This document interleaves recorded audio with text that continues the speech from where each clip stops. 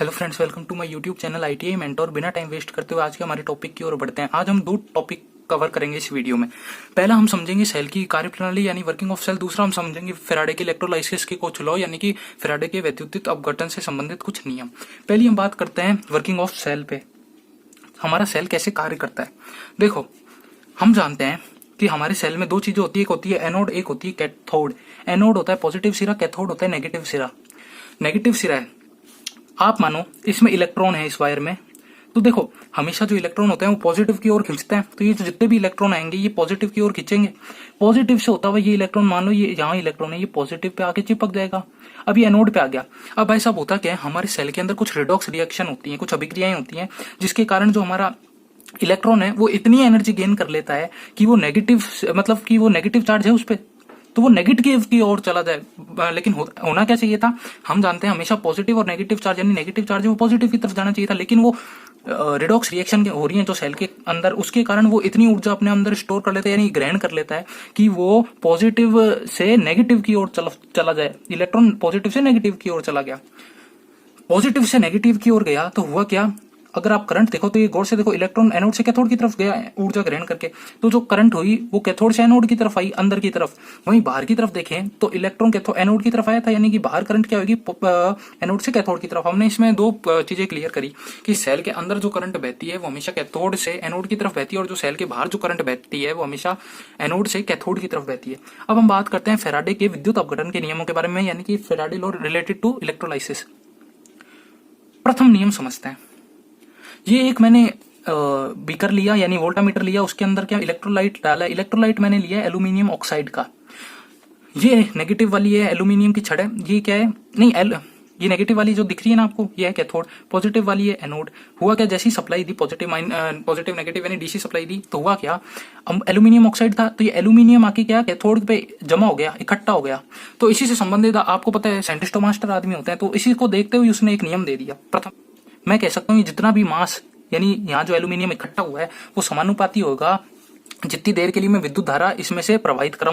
ठीक है, तो एम जो मास आया वो समानुपाती आया करंट इनटू टाइम के। अब देखो करंट इनटू टाइम यानी आई इंटू टी बराबर होता है क्यू के। तो आप ये भी तो कह सकते हो कि जो मास होता है वो समानुपाती आ गया यहाँ से क्यू, यानी कि कुलाम, या फिर आप कह सकते हो आवेश के, चार्ज के। तो देखो एम डायरेक्टली प्रोपोर्शनल आया आई इंटू टी, और एम डायरेक्टली प्रोपोर्शनल मैं कह सकता हूँ क्यू। दोनों बातें ऊपर समझा दी मैंने, क्यों कह सकता हूँ। तो एम जब आपको पता है समानुपाती का साइन हटाते हैं तो एक प्रोपोर्शनैलिटी कांस्टेंट आता है, वहां पे इसको हमने नाम दे दिया जेड, यानी इलेक्ट्रोकेमिकल इक्विवेलेंट। ठीक है, तो एम इज इक्वल टू आया जेड आई टी, और एक एम आया बराबर जेड अपॉन क्यू। अब देखो Z जो हमारा इलेक्ट्रोकेमिकल इक्विवेलेंट है वो कितना हो जाएगा, M अपॉन आई टी, और यहाँ पे क्या होगा अपॉन क्यू। मास की क्या होती है, किलोग्राम हो सकता है, ग्राम हो सकता है, मिलीग्राम हो सकता है, कुछ भी यूनिट हो सकती है मास की यूनिट्स। तो यहाँ पे केजी या ग्राम कुछ भी दे सकता है। और करंट की कितना होती है, एम्पियर, टाइम की क्या होती है, सेकंड, वो नीचे लिख दी इसने।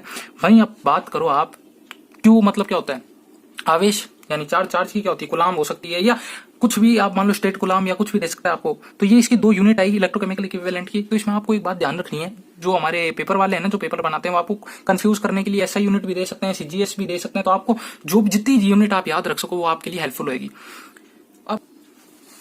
अब देखो फैराडे यहाँ रुका नहीं, उसने एक और एक्सपेरिमेंट करा जिसको उसने सेकंड लॉ दिया नाम। उसमें उसने क्या करा, उसने इलेक्ट्रोड और सब समान रखी और समान समय के लिए विद्युत धारा प्रवाहित कराई किसी इलेक्ट्रोलाइट, या फिर आप कह सकते हो विद्युत अपघटक में से। लेकिन उसने जो विद्युत अपघटक थे तीनों ही बीकर में, ये जो आपको दिख रहे हैं, ये अलग अलग ले लिया। इसमें अलग लिया, इसमें अलग लिया, इसमें अलग लिया। बाकी इसने एनोड कैथोड वही रखी, और आई इंटू टी, यानी कि तीनों में समान समय तक विद्युत धारा दी, एक ही मान की विद्युत धारा, यानी जैसे 2 एम्पियर दे रहा है 2 सेकंड के लिए, तो तीनों में ही 2 एम्पियर 2 सेकंड के लिए दी। लेकिन फर्क इतना था कि इसने विद्युत अपघटक अलग कर दिया, जिससे कि इसको एक नतीजा प्राप्त हुआ। वो नतीजा ये था, इसने पाया जब ये ऐसा करेगा तब जो मास किसी छड़ पर एकत्रित होएगा या फिर हटेगा वो अनुक्रमानुपाती होएगा उसके इलेक्ट्रोकेमिकल इक्विवेलेंट, यानी फिर आप कह सकते हो विद्युत रासायनिक तुल्यांक के, यानी Z के इनवर्सली प्रोपोर्शनल होएगा। तो देखो पहले केस में आप पर देखें, मान लो M1 मास इस एनोड पे गया, वो डायरेक्टली प्रोपोर्शनल ऊपर वाले फॉर्मूले से किसके होगा, आई इंटू टी के। इसमें M2 मास मान लो इधर से एनोड पे गया, वो डायरेक्टली प्रोपोर्शनल नहीं समानुपाती होगा किसके, आई इंटू टी के। ऊपर वाले जैसे फर्स्ट लॉ से देखा था, वही M3 जो होगा वो समानुपाती होगा किसके, आई इंटू टी के। अब देखो तीनों ही कंडीशन में इसने समान समय में समान विद्युत धारा दी, यानी कि आई इंटू टी तीनों में कांस्टेंट है। हटाए तो देखो ये डायरेक्टली प्रोपोर्शनल का साइन जब हटाते हैं समानुपाती का साइन तो एक कांस्टेंट आता है। ये इलेक्ट्रोकेमिकल इक्विवेलेंट हमने नाम दिया था ऊपर बड़े लॉ में। तो m1 बराबर z1 IT, m2 बराबर z2 इंटू IT, m3 बराबर z3 इंटू IT। IT से IT तीनों में कट गया। अगर आपने इसका रेशियो बनाया तो क्या आया, m1 बराबर z1, m2 बराबर z2 और m3 बराबर z3।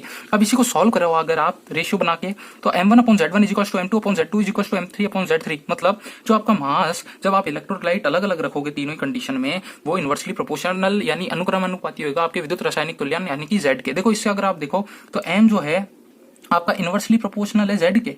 ठीक, ये दो लॉ फैराडे ने दिए थे इलेक्ट्रोलाइसिस यानी विद्युतिक अपघटन से संबंधित। नेक्स्ट वीडियो में हम बात करेंगे कि Z यानी इलेक्ट्रोकेमिकल इक्विवेलेंट और केमिकल इक्विवेलेंट में क्या फर्क होता है। अगर ये वीडियो आपके लिए हेल्पफुल हो तो इस वीडियो को प्लीज लाइक और शेयर करें और चैनल को जरूर सब्सक्राइब करें। Thank you.